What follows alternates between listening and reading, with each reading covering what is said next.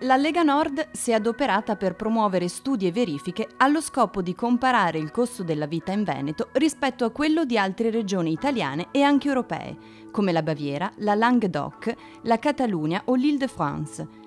I risultati delle ricerche hanno dimostrato come il costo della vita in Veneto sia negli anni sensibilmente aumentato, al contrario della retribuzione percepita dai singoli cittadini. A offrire una soluzione, secondo il Carroccio, sono i contratti territoriali, strumenti volti a garantire una diversificazione salariale su base territoriale. Dagli affitti al cibo, tutto in Veneto è più caro. Il costo della vita dei lavoratori del nord è superiore del 15% rispetto a quello di coloro che vivono al sud. Per questo, come gruppo consigliare, abbiamo incoraggiato iniziative volte a contenere le spese per offrire aiuto alle famiglie venete.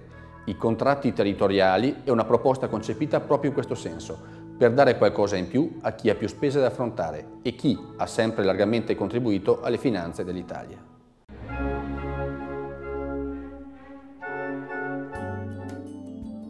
L'approvazione da parte della Commissione Sanità del Consiglio regionale del riparto delle risorse finanziarie 2009 per le aziende sanitarie del Veneto costituisce un primo passo per una razionalizzazione più precisa. Con i riparti regionali destinati alle ULSS dei capoluoghi di provincia di Treviso e Vicenza, sono state premiate quelle aziende che hanno dato prova di una migliore capacità gestionale e di una maggiore quantità di progetti tecnologici. Si tratta di un riconoscimento molto importante per le ULSS, che svolgono particolari funzioni sovraziendali a valenza provinciale. Grazie alla Lega Nord è stato votato un fondo per il riparto di finanziamenti alle ULSS più equo, andando incontro a tutte quelle aziende sottofinanziate, con particolare riferimento ai capoluoghi di Treviso e di Vicenza, che sono aziende a valenza provinciale che forniscono servizi anche oltre la provincia di riferimento. Grazie a questi finanziamenti, tali aziende potranno ridurre le liste d'attesa venendo incontro alle esigenze dei nostri cittadini.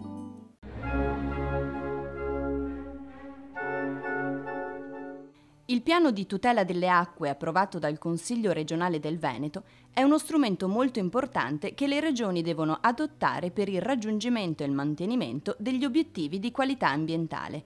Esso definisce gli interventi di protezione e risanamento delle acque superficiali e sotterranee e l'uso sostenibile dell'acqua allo scopo di non compromettere l'entità del patrimonio idrico e consentire la fruizione da parte dell'uomo con priorità per l'utilizzo potabile. L'acqua è un bene primario per i veneti, bisogna tutelarlo. È questo un obiettivo raggiunto dalla Lega Nord con l'approvazione del piano di tutela delle acque e con il progetto di legge sulla ricarica delle falde acquifere.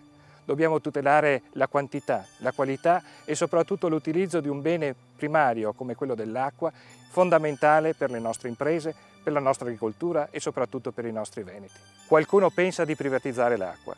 La Lega Nord ha invece un altro obiettivo, quello di razionalizzare il costo e la gestione di un servizio che deve essere uguale per tutti i veneti a tariffe sostenibili.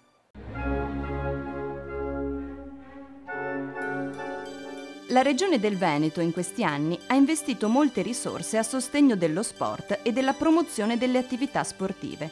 Di fatto è stato dato un supporto concreto ai comuni nell'ammodernamento dell'impiantistica sportiva di tutto il Veneto ed è stato creato un fondo specifico per gli impianti sportivi dedicati ai grandi eventi internazionali. Anche la Lega Nord ha contribuito a queste iniziative e per il futuro mira a mettere in campo misure tangibili per valorizzare gli sport minori.